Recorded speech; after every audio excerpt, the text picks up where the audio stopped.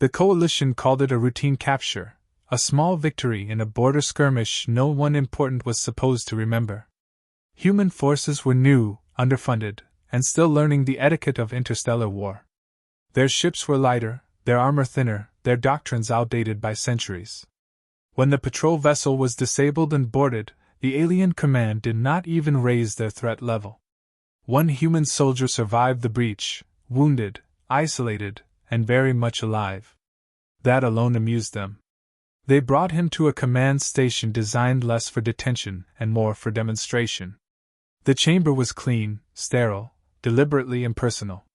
Pain here was a language, and the alien officers spoke it fluently. They catalogued the human's biology with clinical curiosity, commenting on muscle density, nerve response, the inefficiency of emotional attachment. They asked questions they already knew the answers to, not to gather intelligence, but to measure how long it would take before a human begged to be spared further sensation. The soldier did not give them that satisfaction. He screamed when his body demanded it, but he did not plead. He did not curse. He did not offer secrets in exchange for relief. When asked for codes, he stared through them. When shown images of Earth, of cities and oceans and crowds he would never walk among again, his breathing slowed instead of breaking. The alien command noted this as stubbornness, a primitive refusal to accept reality. They mistook discipline for denial. Hours passed. Then days. The interrogators rotated, some eager, some bored, all confident the outcome was inevitable. Humans, they believed, were emotionally fragile creatures who wrapped themselves in stories about honor because they lacked real power. Breaking one was supposed to be easy. Breaking one publicly was supposed to send a message. They recorded everything, planning to circulate the footage as proof of the futility of resistance. What they failed to understand was that the soldier was not enduring pain for himself. He was buying time. Every measured breath, every swallowed scream, every refusal to speak was a signal, one his people had perfected long before they ever left their planet. Silence was not weakness. Silence was confirmation. The report reached Earth through channels the Coalition had never bothered to monitor. It was short, clinical, stripped of emotion. A human asset confirmed captured. Status, alive. Treatment, hostile. That was all it said. No plea for rescue. No demand for retaliation. No threat. Just facts. On Earth, no crowds gathered. No speeches were made. No fleets changed course. The transmission was logged, authenticated, and routed away from public systems. People whose names never appeared on uniforms read it once and did not need to read it again. The moment the alien command thought they had broken a human was the moment they made their first and final mistake. Back in the chamber, the soldier's body was failing in small, measurable ways. The aliens took satisfaction in that. They leaned close, confident now, and explained that Earth would abandon him, that his species lacked the will to challenge real power. He listened, bloodied, restrained, eyes unfocused, and said nothing. They never noticed the shift. Not the slight delay in system responses. Not the microsecond desynchronization in station clocks. Not the absence of a single routine status ping that should have arrived and did not. The soldier felt it before they did, a change in the air, subtle and almost comforting. He allowed himself one thought then, quiet and steady. Earth had heard. And Earth did not forget. That understanding settled deeper than pain. It steadied him, anchored him to something vast and patient. Whatever followed, it would not be loud. It would not be merciful. It would be precise, deliberate, and final. The galaxy would learn, slowly, quietly, that humans answered cruelty with memory, and memory with action, leaving no witnesses, no myths, only consequences that endured. Earth did not respond the way the Coalition expected. No protests filled the public channels. No threats echoed across diplomatic frequencies. There was no declaration of outrage, no dramatic withdrawal, no rallying of fleets. From the outside, it looked like compliance by omission, the quiet behavior of a species that understood its place and chose survival over pride. Alien analysts logged the silence as confirmation that the demonstration was working. Inside Earth's secure networks, the silence meant something else entirely. The report moved through layers that had no names, only access thresholds. It bypassed civilian oversight, skipped military press offices, ignored political leadership altogether. It landed where decisions were not debated, only verified. The file was brief, time-stamped, authenticated, and sealed. A single human soldier was alive in enemy custody. Torture confirmed. No request for extraction. No strategic value attached. That detail mattered most. There were protocols for this, old ones, written before humanity had allies, before it had colonies, before it had learned that the galaxy preferred strength performed loudly. These protocols were not about retaliation. They were about correction. When a line was crossed that could not be uncrossed, Earth did not escalate. It removed the problem so thoroughly that escalation became irrelevant. A closed council convened without convening. People received the same message at the same moment, across different continents through systems that were never connected. No votes were taken. No arguments occurred. The conclusion arrived simultaneously, shared without words. The incident would not enter official records. No flag would be raised. No medal would ever be issued. The response would be deniable even to those authorizing it. Something was activated. It was not a unit, not a ship, not a weapon in any conventional sense. It had no designation that could be traced through procurement logs or treaty disclosures. It did not exist on coalition registries or Earth's own military rosters. It was a contingency that predated humanity's reputation as a cooperative species, born from an older understanding that some threats did not respect negotiation or deterrence. Orders were minimal because excess information created risk. Recover the human asset if viable. If not, retrieve proof of conduct. Eliminate the capacity for repetition. No time frames were issued. No acceptable loss thresholds were defined. The assumption was implicit: success would require no reinforcement, and leave no evidence worth explaining. While alien command officers congratulated themselves on psychological dominance, Earth's diplomatic corps continued routine correspondence. Trade shipments remained on schedule. Patrol routes were unchanged. There was no deviation large enough to notice, which was precisely the point. Humanity had learned that the most effective movements were the ones that did not cast shadows. Deep within alien space, systems registered nothing unusual. No warp signatures breached sensor ranges. No encrypted traffic spiked. No known propulsion models were detected. If anyone had been watching closely enough, they might have noticed that probability itself seemed to hesitate, that unlikely failures began clustering without cause, that redundancy stopped behaving redundantly. The Coalition's intelligence division dismissed minor anomalies as calibration drift. They were used to being hunted by rivals who announced themselves through power. They did not recognize what it looked like to be studied by something that had already mapped every weakness and chosen the smallest one.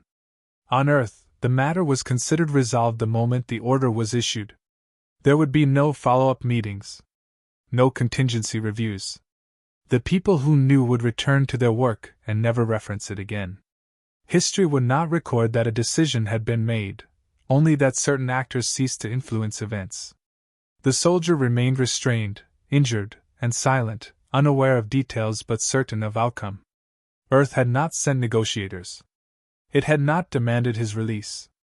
It had done something far more human. It had accepted responsibility. And somewhere between one unremarkable moment and the next, a presence began moving through alien command space that was never acknowledged, never logged, and never meant to be found. The first indication that something was wrong arrived without drama. A maintenance drone failed to report after completing a routine circuit. No alarms followed. No alerts were triggered. Systems compensated automatically, as they were designed to do. The oversight was logged and forgotten.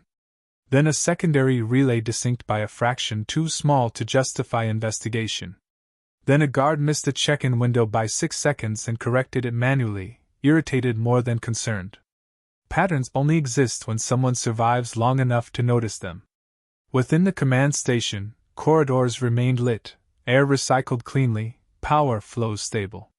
Nothing looked broken. Nothing sounded wrong. That was the problem. The station was engineered to announce threats loudly, to drown uncertainty in warnings and countermeasures. This was different. This was absence, carefully shaped. The first officer vanished between two monitored points. One moment he was present, his biometric steady, his steps unhurried. The next, his signal ended without spike or decay, as if it had never been there. Security protocols initiated automatically, sealing sections, running diagnostics, replaying footage. The recordings showed an uninterrupted corridor. No distortion. No intrusion. Just a man walking out of existence. Command dismissed it as catastrophic sensor failure until another officer failed to arrive at a scheduled briefing. Then another. Always isolated. Always unremarkable. Never simultaneous. Panic requires spectacle. This offered none. Attempts to tighten security made the situation worse. Doors locked and did not reopen. Internal maps updated themselves incorrectly, rerouting personnel into loops that ended nowhere. Manual overrides responded with compliance but produced no effect. The station was still operational, still intact, yet no longer obeyed those who claimed authority over it. Whispers began, quiet and instinctive. Not about invaders or sabotage, but about punishment. About something old being invoked. Torturers avoided eye contact. Interrogation logs corrupted selectively, removing names, timestamps, entire sequences as if they had been judged irrelevant. The chamber where the human had been restrained remained untouched, pristine, waiting. Then the lights dimmed by a degree too subtle to measure. Air pressure shifted just enough to be felt rather than recorded. One interrogator collapsed without injury, paralyzed by the certainty that he was not alone. He later described the sensation as being observed by something that already knew everything worth knowing. No weapons were fired. No shields engaged. There was no confrontation to record. Individuals simply ceased contributing to the station's function. Officers disappeared. Analysts lost access and never regained it. Command hierarchies dissolved not through violence but through subtraction. At no point did sensors register an unauthorized presence. At no point did any system identify an attacker. Whatever moved through the station did not interfere with detection. It rendered detection meaningless. Those remaining attempted to send warnings. Messages queued but never transmitted. Encryption keys invalidated themselves. Emergency beacons activated and returned silence. The wider coalition would later claim no distress call was ever received, and this would be technically true. In the depths of the station, the human soldier felt restraints release without mechanical sound. He did not move immediately. Training had taught him that survival favored patience over hope. Only when the room's environment adjusted gently to human tolerance did he understand that something deliberate was unfolding. He was guided without touch, without voice, along paths that opened only for him and closed behind him. Elsewhere, the last surviving commander accessed the system terminal and saw a single line of text appear where none should have been possible. It did not identify itself. It did not threaten. It stated a fact. The action taken was proportional. The cause had been recorded. The capacity to repeat the offense was being removed. The message erased itself as soon as it was read. By the time coalition patrols arrived days later, the station was intact, powered, and empty of authority. No signs of battle. No evidence of infiltration. Only gaps where people should have been, and a lingering understanding that Earth had not sent an army. It had sent a correction that did not require witnesses. By the time the last alarms had been investigated, the chamber of torment was empty. The human soldier stood unharmed, free not through chance, but because every measure had been orchestrated to protect him while eliminating the architects of his suffering. The restraints that had confined him were gone, removed without trace, leaving behind only the faintest echoes of mechanical compliance. No one claimed responsibility, no systems recorded the movement, and yet the outcome was undeniable. The alien officers who had designed the torture protocols were the first to understand the scale of what had happened. Some were missing entirely, unaccounted for in personnel logs. Others returned to their quarters only to find doors locked, data erased, and communications severed. Attempts to regroup were thwarted by the environment itself, paths rerouted, systems denied access, machinery neutralized without damage. Nothing acted aggressively, everything acted precisely. Fear was sown not through spectacle, but through absence, and it spread faster than any weapon could have achieved. Reports arrived that containment protocols had failed across the station. Small teams sent to investigate vanished, leaving no evidence behind. Security logs reflected normal operations, yet the pattern of disappearance was unmistakable to anyone paying attention. Interrogators who had mocked humanity now questioned every assumption about control, authority, and the limits of power. They realized too late that humans did not always respond to threats with equal force. Sometimes the response was invisible, calculated, and devastatingly efficient. The soldier remained passive, observing the aftermath without reaction. His training emphasized restraint, patience, and survival. He had not intervened, he had allowed the mechanism set in motion to work, to reach their conclusion without deviation. The corrections executed were surgical in precision. Every individual who had violated his rights faced consequences that were final, targeted, and untraceable. The punishment reflected a broader principle: cruelty could not be tolerated, and every act of transgression against humanity carried a cost. Earth's hand remained unseen throughout the process. There were no fleets deployed, no overt military action taken. Communications with Alien Command continued under normal protocol, showing no hint of the disruption that had occurred. Publicly, nothing had changed. Privately, the systems of the station had been rewritten, its chain of command fractured, and its personnel irreversibly disoriented. Humanity had intervened with minimal exposure, maximal effect, and absolute control over the outcome. The soldiers who survived the corrections found their authority removed without explanation. Systems that once dictated their actions now worked only to sustain the station, not its overseers.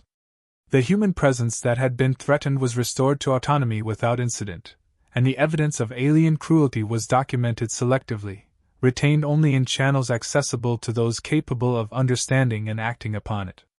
When Alien Command attempted to assess the situation, they found only silence. Logs, communications, and surveillance offered no clarity. Attempts to trace actions yielded nothing. Every clue suggested normal operations, yet the absence of responsible personnel spoke louder than any signal or report. Fear began to take hold, not of confrontation, but of unpredictability. Humans were no longer just reactive. They had demonstrated that they could correct wrongs quietly, efficiently, and without witness. By the time Earth officially debriefed the situation, the results were already permanent. The soldier returned physically unharmed and psychologically intact, carrying no knowledge of who had orchestrated his recovery beyond what was necessary. Alien Command had been chastised without a word, punished without trial, and left with the understanding that violating humanity carried consequences beyond their capacity to measure. In the aftermath, the station remained functional, fully operational, and outwardly untouched.